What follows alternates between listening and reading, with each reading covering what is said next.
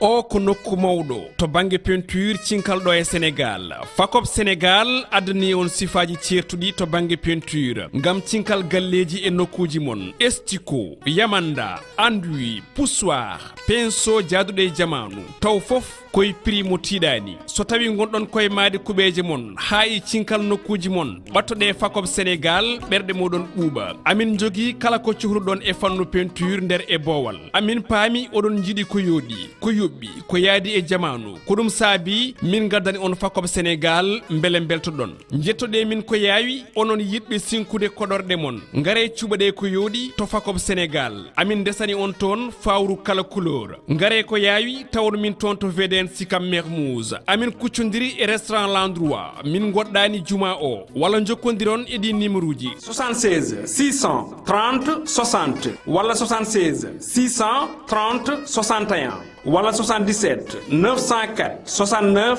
81 fixe 33 825 00 66. FACOP Sénégal ko nokku garɗo safrude caɗele kuɓeje mon kala liggotoɗo e kuɓeje walla e peinture wat ko yaawi jettoɗa min ɓerde ma ɓuuɓa. FACOP Sénégal woni sponsor leader yewtere mon modde art. Assalamu alaikum bandiraɓe yeɓiyankoɓe Piindi TV caggal jettuɗen Allah en juule Mouhamadou Thioubadou ɓurɗo windere en jetti jinnaɓe men en juurima papa men wasila men Nouridine Hammadou Aliou gorko mo Daara Haleɓe en dewre makko en juurima ɗon dendagal seeramɓe fuutankoɓe kuuɓal en jetti Allah kadi nde hokki en kadi hande cellal hokki en coftal ha mbawɗen arde joɗanaɗo ɗo bandiraɓe e jonde men ne goɗen joɗanade bandiraɓe kala saaha taw émission meɗen modde art mo ganduɗa ko ɓinguel mon bandiraguel mon dewel badiraguel mon ɗon Sali Dia debbo mañam liduɓe lidu bandi buuɗi sippa toroɓe sippra jaam lihe waɗande on hande kadi en garti ɗo e bismade ɗo bandiraɗo gorko mo ganduɗa ko jeeyaɗo e meɗen ko gorko mo Bosoye par ce que ko gorko mo hooƴo sitti noon jeeya koye commune mo Hoore Fonde kono ko joɗiɗo to e Maroc wiyete ko Belal Mactar Ba kanko bismiɗen ɗo hande kono noon eɗen gandi yewtere men nde won duusoɓe en duusata en ko FACOP Sénégal en calminmaɓe en juurimamaɓe wonɓe to Sika Mermoz à face restaurant L'Endroit to min goɗɗani juma Mermoz o tawi won jiiɗi kadi jokkodire e mabɓe numéro mbatton ko 76 600 mbaɗon 30 60 walla mbaɗon 76 630 61 walla mbaɗen 77 904 69 81 walla mbaɗen fixe o 33 825 00 66 wadde noon kamɓe dusata e yewtere nde ene mbiyaɓe Allah jarama en jarama ene mbiya kadi bandiraɓe kala jiɗɗo hebde peinture moƴƴo en fenagal mum ne wawi yaade yindire FACOP Sénégal jokkodire e mabɓe ɗeɗo tongoje inchallah. Belal Moutar Ba bisimilla ma e plateau meɗen modde art ɗo e Piindi TV. Bani Sali Dia assalamu aleykum Piindi TV en calmini directeur général en calmini dendagal liggotoɓe ɗo ɓe foof machallah accueil o waɗi fayida no fewi eyyi donc ko Belal Moutar Ba gorko mo hooƴo haaldata e moɗon donc en puɗɗorima alhamdoulillahi rabbil alamin yo Allah rokki en gaynude émission o donc e dow jaam voilà. Allah jarama Belal Moutar Ba en calmini ardiɓe galle ɓe en koymini wiide bandiraɗo gorko Daoudou Moussa Dia ko noon tigui mawni ko Harouna Moussa Dia ha tuuto Burkina Faso directeur général ko Abou Samba Diop ko ɗon deworta en calminen personnel Piindi kala en calmini noon dendagal yeɓiyankoɓe Piindi guila wonɓe ɗo e leydi ndi ha caggal leydi ndi. Belal Moutar Ba ka ɓiɗɗo hooƴonaji woni no mbiɗani hooƴo koye nder Bosoye min mbawi andude seeɗa e parcours Belal Moutar Ba beele ko hooƴo jibineɗa beele ko ɗon mawnuɗa kadi beele ko ɗon jangguɗa ha keɓɗa bac ma. eyyi Allah jarama Salimata Dia eyyi Belal Moutar Ba jibinako ɗo e Dakar ɗo e Rebos kono mawni ko hooƴo kadi ko toon janggi mi janggi ha 4e collège to collège Thilogne. Donc ko par la suite garmi ɗo e Dakar pour continuer jangdam donc befe mo e bago foof ko ɗo daña e nder Dakar kono kam ko Fouta mawna vraiment so haalde gonga ko Fouta mawnumi donc hooƴo Bosoya donc an kam aɗa andimi voilà ko toon mawnumi vraiment ko hooƴo mawnuɗa toon jangguɗa kono ko ɗo keɓɗa befe ma e bac ma caggal nde keɓɗa befe e bac eɗen gandi mataw won formation mo mbaɗɗa ko formation holɗum. Voilà, donc en jangi en dañi bac lycée Lamine Gueye après jaaden université Cheikh Anta Diop janguden toon département anglais jaaden ha licence après noon aɗa tan université no waɗi fayida machallah jangde nan toon et tout kono wolto tollorɗa e duuɓi hankkadi jiɗata ko dañde golle voilà donc c'est dans ce moment là ko jaami formation professionnelle formation professionnelle noon no wiyani jangguintuma ko fate profession jangguintuma ko batte harallagal donc ça kon ɗum wawata rokkudema réellement liggey wona diplôme aji aɗa wawi dañde diplôme aji kewɗi tawa ala ko wiyete savoir faire ko tawa ala ko ganduɗa ɗum ɗo vraiment ko ɗum ɗo joguiɗa pour wadde convaincre entreprise ha wawa ƴettudema ko ɗum tagui Allah naymi donc grâce à mes frères donc mbaɗmi proposé mbimi jinmi ko yaade formation professionnelle après jaami NSUP Afrique donc NSUP Afrique gonɗo ɗo e ɓe sikki woni ko côté Mermoz o voilà jangumi toon ko wiyete ressources humaines donc dañmi toon master donc en ressources humaines mi anda no wiyete PULAAR kono kam mboɗo sikki ko fate tan dal karallagal e gestion voilà donc kala entreprise mo jiiɗa ene waɗi ko wiyete directeur ressources humaines donc ko kañum heetti e ko fate no wiyete recrutement voilà donc ɗum ɗon woni ko janggumi par la suite kadi aussi mi janggi ITECOM Gueule Tapée mi janggi kadi langue étrangère appliquée en traduction français anglais et anglais français voilà langue étrangère appliquée en traduction ko firo manam joomum haala e pulaar mbawa firti ɗum e anglais walla mbawa firti ɗum e français ko ɗum woni traduction en janggi ɗum kadi aussi ha dañƴen licence professionnelle en gros ko ɗum woni parcours Belal Moukhtar Ba machallah parcours Belal Moukhtar Ba waɗi fayida no fewi wadde noon caggal nde jangguɗa ɗum beele min mbawi andude formation ma beele koye ɗo e leydi ndi han haaɗi walla a yeehi ha caggal leydi pour jokkirode formation ma voilà formation ko ɗo haaɗi en janggi vraiment kadi dañen stage uji ko ɗum nanni en kadi ko fati e télécommunication ha mbawɗen dañde liggey centre d'appel centre d'appel seɗen kalɗum e pulaar ko way kono ko noddirguel ni ko joomumen kaldata ko par téléphone donc liggey o ko noon yaari way tan kono opérateur hande gonɗo ɗo e nder Sénégal wiye Orange waɗa recruter sukaɓe ɓe ganduɗa ko kañumen jaɓanta ɗumen appel aji mumen so client dañi probléme e connexion wawa noddude donc waɗata ko numéro noddirguel après noon ko agent ji jaboto ɗum mbawa wadde ɗum guidé ha vraiment probléme muɗum wawa réglude walla kadi aussi yeyde portable uji ene wawi wonde donc waɗi ko formation centre d'appel waɗi ko réception manam ko jomum o noddatma walla émission woni ko an noddata donc ne waɗi gueɗɗi ɗe foof aɗa wawi noddude aɗa wawi noddede mais donc gonmi hen ma won 1 an centre d'appel goto no wiyeɗo kolmi après ɗo e nder Dakar ɗo e nder Dakar non ɗo e hedde Saint-Lazare voilà gonmi toon ha woni 1 an mais aɗa faama rek duuɓi ɗi jeehi galle daraki et puis donc salaire o wayani noon mbanmi contacté certaines connaissances wonɓe Maroc mbi kam vraiment ko mbatta ko ɓayr tan aɗa wawi ɗum ko ɗo ɓuuri newade par ce que ma dañ au moins salaire 3 fois plus que dañata ko après jaami à l'aventure après ko à l'aventure guila 2016 mais Allah waɗi en sutura ha joni ko Allah waɗi en ko Maroc ha joni ko Maroc gonɗa wadde centre d'appel nawma Maroc kadi ko ɗum liggotoɗa toon min mbawi andude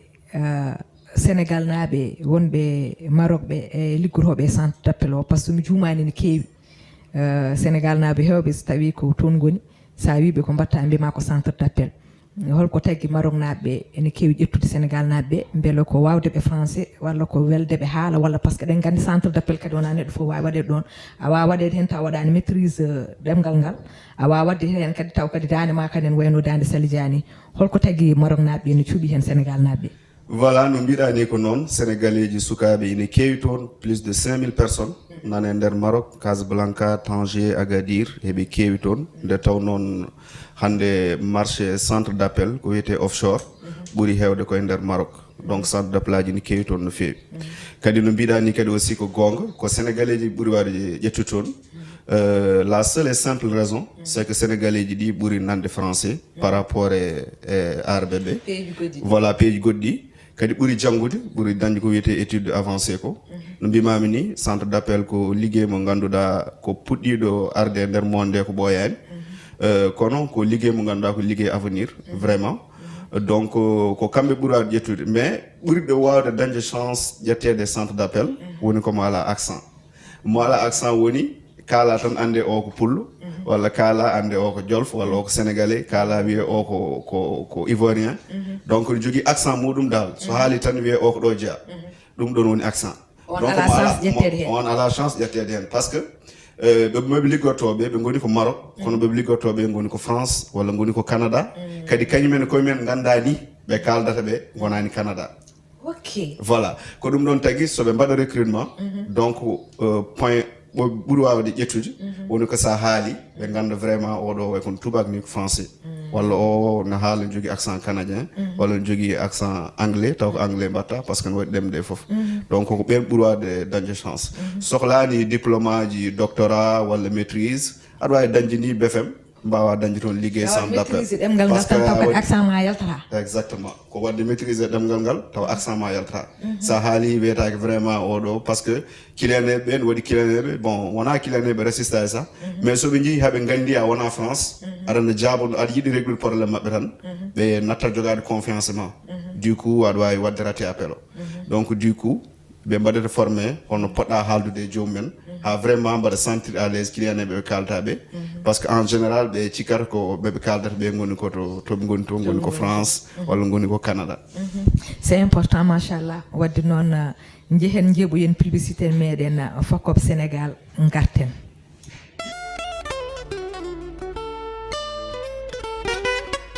o ko nokku mawɗo to banggue peinture cinkalɗo e Sénégal Fakop Sénégal addani on sifaji certuɗi to banggue peinture ngam cinkal galleji e nokkuji mon estiko yamanda enduit poussoir pinceau jaaduɗo e jamanu taw foof koye prix mo tiiɗani so tawi gonɗon koye maade kuɓeje mon ha e cinkal nokkuji mon ɓattoɗe Fakop Sénégal ɓerɗe moɗon ɓuuɓa amin jogui kala ko cohluɗon e fannu peinture nder e boowal amin paami oɗon jiiɗi ko yooɗi ko yoɓɓi ko yaadi e jamanu ko ɗum saabi min gaddani on Fakop Sénégal beele beltoɗon jettoɗe min ko yaawi onon yiɗɓe sinkude koɗorɗe mon ngare cuɓaɗe ko yooɗi to Fakop Sénégal amin desani on toon fawru kala couleur ngare ko yaawi tawon min toon to VDN Sikam Mermoz amin kuccodiri e restaurant l'endroit min goɗɗani juma o walla jokkodiron e ɗi numéro uji 76 630 60 walla 76 630 61 walla 77 904 69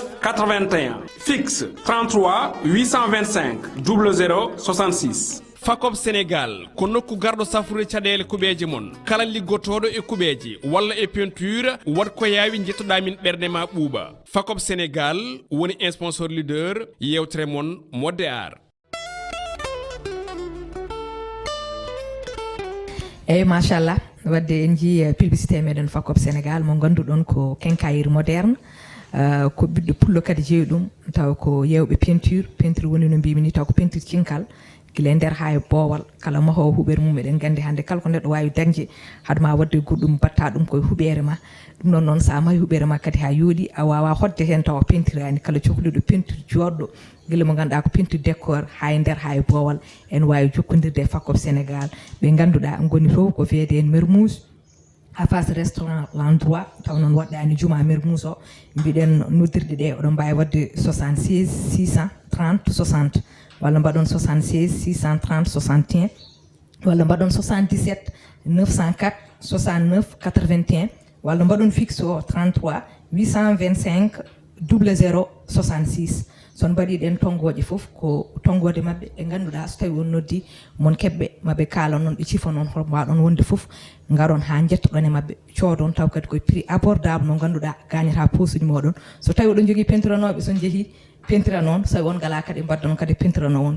ha yooɗo ɗum noon noon eɗen beddi erago dendagal ɓiɓɓe fulɓe guila wonɓe ɗo e caggal leydi ndi hay wonɓe ɗo e leydi ndi partout dans le monde kala hen jiɗɗo hebde peinture jooɗo yo jokkodire e Fakop Sénégal kamɓe goni sponsor meɗen leader ɗo e émission meɗen modde art e émission meɗen debbo Africa kamɓe mbaɗata accompagne Allah jarama ɓe jarama mi arta e ma Belal Mactar Ba caggal ko pamminɗa yimɓe ko holko woni centre d'appel hono mbatta ha nata hen eɗen gandi woni no mbiɗa ni ko ɗo e leydi he puɗɗinoɗa kono noon a yehi ha ƴeewi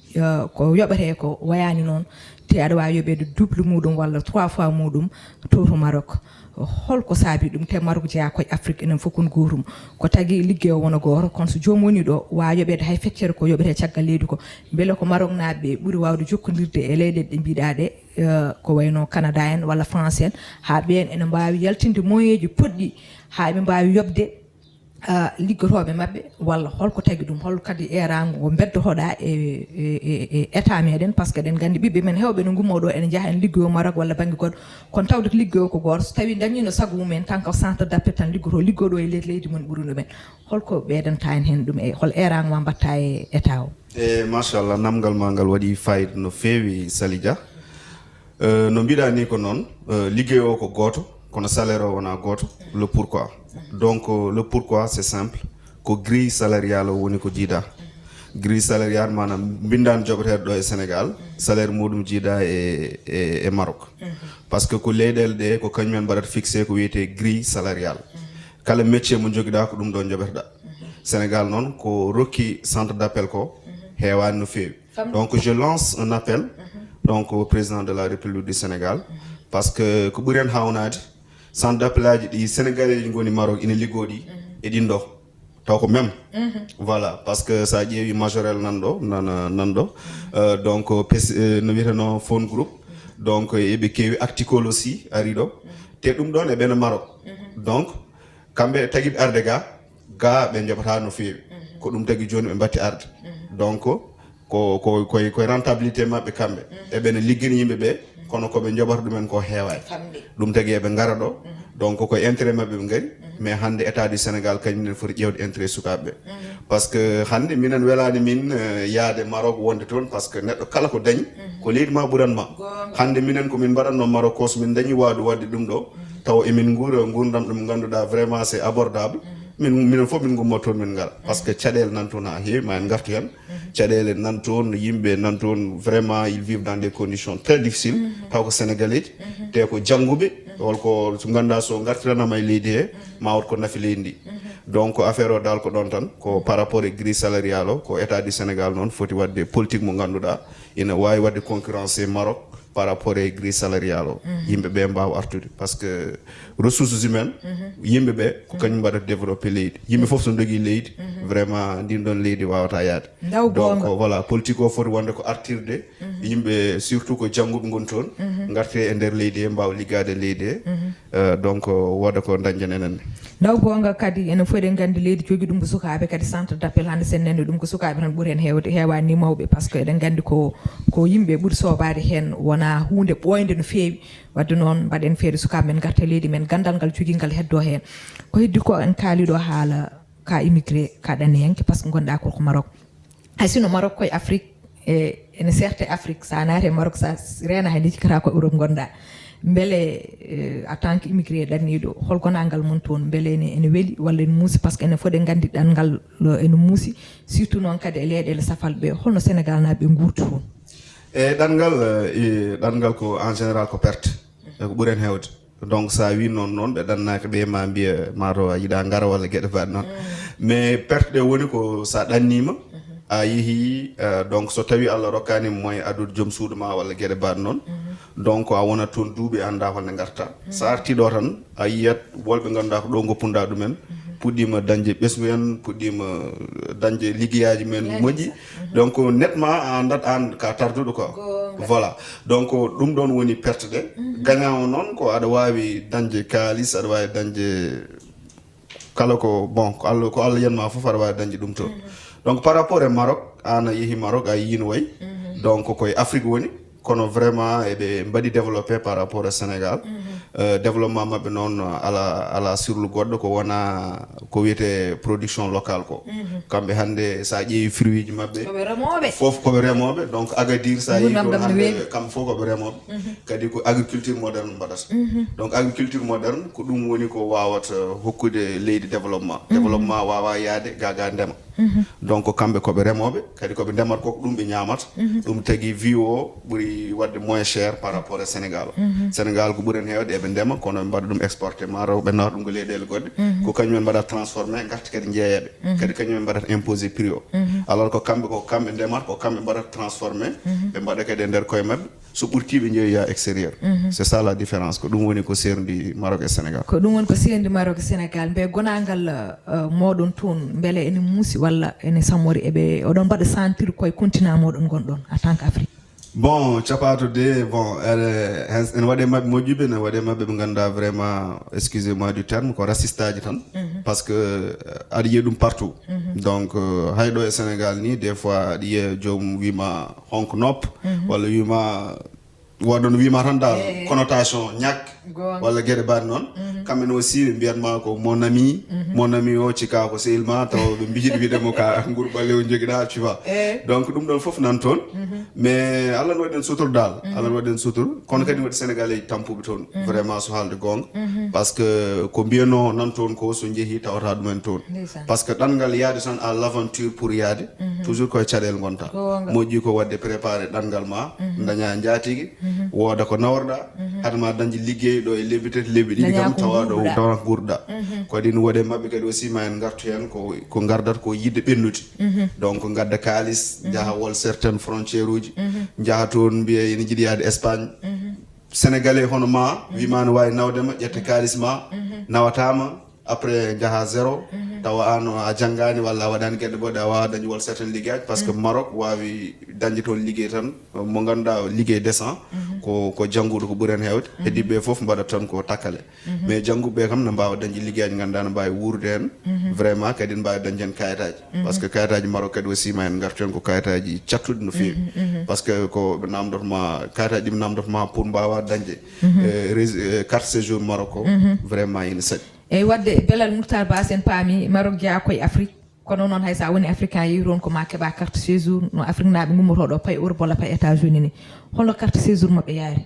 eyyi carte séjour mabɓe déjà ɓe namdotoma ko liggey aɗa ligguima attestation de travail te liggey hadema liggade ɓe mbiyanma ko ma daña carte séjour donc affaire o ina waɗi caɗele no fewi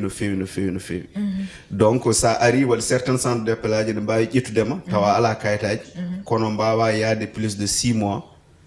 sa yi ha 6 mois dañani kayitaji goppete par ce que état o waɗani ɗum permettre donc e nder 3 mois en so Allah wallima a heeɓi kayitaji ma ko nden ndendinta attestation travail ma CNSS woni caisse de sécurité sociale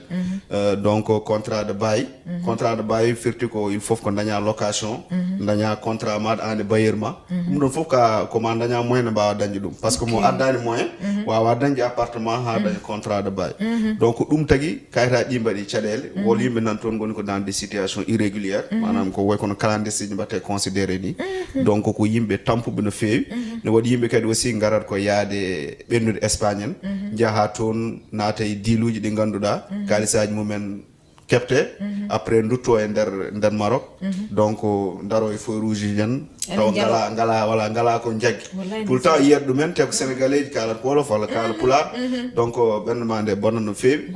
donc consulat Sénégal walla état du Sénégal kadi aussi ne foti ƴewde ɓen ɗon holno gartir ɗumen par ce que jomum so yeehi ko pour dañoyde mais so wone caɗele kadi aussi état du Sénégal foti waɗ ɗum encouragé voilà foti waɗ ɗum voilà darna ɗum ha nde gonga belal Mactar Ba woni no mbiɗa ni en jii ɗum e nder Maroc ndeysan sukaɓe taw ko Sénégal naaɓe ne daari e feu rouge ji ene jalo taw kadi ko sukaɓe ganduɗa mankiraka haydara e terɗe mumen woni hunde yurmininde e meɗen mo jadannomo mbimi rokkoye ɓeɗo noon wi ko Sénégal naaɓe tiiɗi koye beddani ɓe mbalata mbimi beele ɗum ene jari ɗum en tant que immigré ko kalta e immigration clandestin surtout enen fof gandi Maroc waɗɗani Espagne ko frontiére Espagne hewɓe no gummoɗo e Sénégal walla gummo Mauritanie walla ko way noon jaaha Maroc taw jiiɗi ko ɓennude paye Espagne jaaha jolelaɗe pittal mumen keddo hen tawi neɗɗo no yiloyade jewta ha fittal mum heddi meɗen gandi ɗum jarani ɗum ɗon holko kalta immigration clandestin eɗen ini immigration clandestin ko probléme mawɗo e nder monde heni wona Sénégal tan kono kadi aussi Sénégal ne jogui hen probléme kadi aussi mo ganduɗa responsabilité ji ene poti waɗede partagé parce que neɗɗo a wawi ɗum wotoɗanno taw kadi ala ko joganda ɗum tagi a wawa ɗum jugé heddoto noon yaade laana jolde laana wiyana yaha Espagne walla wiyana yaha Europe way kono wartade ni entre parenthèse voilà par ce que waɗi risque aji ɗi foof heddoto noon ko joomumen il faut ƴewete cause holko waɗata poussé sukaɓe yidde yaade holko watte poussé par ce que neɗɗo wolto tolnotoɗa il faut ko woda ko jagguɗa Sénégal noon hande eɓe poti wadde politique mo ganduɗa sukaɓe ɓe il faut ko mbemnani liggueyaji ɗi voilà so jiiɗi dañde liggey taw ene jogui au moins to mbaɗata postuler pour dañde par ce que liggey kadi aussi a wawa joɗade tan daña liggey ko an foti dawde aɗa ƴewya liggey kono wona joɗade galle ma aɗa huufi diplôme aji ma mbiya yo liggey ar tawa ɗo ko ɗum ɗo gonga Seydi Ba machallah maaro ko dokkanɗen hojomuji kuuɓi konngol ma mbaynigo Belal Mactar Ba ngaren gudden yewtande ha saha goɗɗo e voilà donc Sali Diama weltanimama no feewi banam debbo en beltanima Piindi TV en beltanima ɓiɓɓe fuutankoɓe kadi aussi ko weltare kadi aussi yiide média ji taw ko haal pulaar en donc ene gari un peu partout e nder Sénégal ko hunde wonde fayida c'est à encourager kadi sponsor uji ɗi kadi aussi yoɓe gar ha heewa inchallah mbawen dañde téléji so Allah jaaɓi voilà donc ko weltare tan vraiment e wiide yimɓeɓe donc jiɗɗo arde Maroc foof no wawi arde mais wat préparé hoore muɗum no feewi vraiment kadi état du Sénégal aussi kadi yo wat feere kadi aussi wonɓe toon ɓe ƴewan ɗumen solution ngaji kadi aussi ɓe jahani ɓe kadi aussi ɓe mbaɗa le tout politique mo ganduɗa jomumen mbawi joɗade e leyɗele mumen liggo par ce que ɗanngal no mbimami ni welani yimɓe nan toon tan kono vraiment ko ɗum ɗon woni ko mbiyami à part ça ko weltare vraiment e wonde invité ma hannde Allah jarama en calmini Piindi TV foof Allah jarama Belal Mactar Ba wadde noon en mbawa nadde Maroc ha jalten taw en calminani jahrigi meɗen woni Mariam Koli madame Ba en calminimama en juurimama ko noon tigui Rokhaya Traoré wonne ko neɗɗo mo ganduɗa ko neɗɗo moƴƴo mo ganduɗa ko kañum wonno guide meɗen e nder Maroc nde garɗen to jaten foof kañum nawata meɗen en calminimama en juurimama bambara meɗen mo sofani o wadde noon en calmini dendagal heeɓiyankoɓe Piindi guila wonɓe ɗo e leydi ndi ha caggal leydi ndi eɗen mbiya bandiraɓe han yo mbattu haqqille e sponsor meɗen leader mo ganduɗa ko fakkop Sénégal woni no mbiɗen ni gonɗo hoye wiyede en Mermoz mo ganduɗa ko quincaillerie moderne kala jiɗɗo jokkodirɗe mabɓe mbiɗen en wawi wadde ɗe tonggode waɗa 76 600 waɗa 30 60 walla waɗa 76 600 waɗa 30 61 walla waɗa 77 904 69 81 walla waɗa fixe mo ganduɗa ko 825 00 66 e wiide tan kadi sponsor uji foof yo gar kala liggotoɓeɓe yo gar kollira jeygulu mumen nde tawno télé oɗon gandi wawa yaade sa sponsor uji kadi fodɓe wadde ɓe mbaɗi ne ardiɓe galle ɓe ƴettude jawɗele mumen ƴetti gandal mumen ƴetti peeje mumen foof mbaɗe télévision e famde hay ɗemgal gotal wawa yaade sans communication hay ɗemgal gotal wawa ɓamtade sans communication ko communication nawata ɗemgal kono noon wadde ko yimɓe ɗemgal ko yimɓe leñol ngol mbawi kañumne jaggude hen banggue mumen ha ɓamtade ɗemgal ngal woni ko wiyete ko mbarude rendu dundu reeni mbarude ɗemgal wawa yaade sa médiaji kono médiaji kadi wawa yaade sa ɓiɓɓe leñol ngol wadde no ɓe gar sponsor uji fof gar mbaɗa no fakkoɓe waɗi ni mbawa wadde accompagné Piindi TV télé mo ganduɗa ko télé fulɓe kala mi salminima juurima en jafnima kala ko feewe yewtere ko Allah subahanahu wa taala ko ngakken fof ko enen ko wonani ko ɓurani meɗen woni no kewɗen winni jaam dow jaam less jaam hakkude ɗo jaam ɓoltan dumo e men Allah jarama on jarama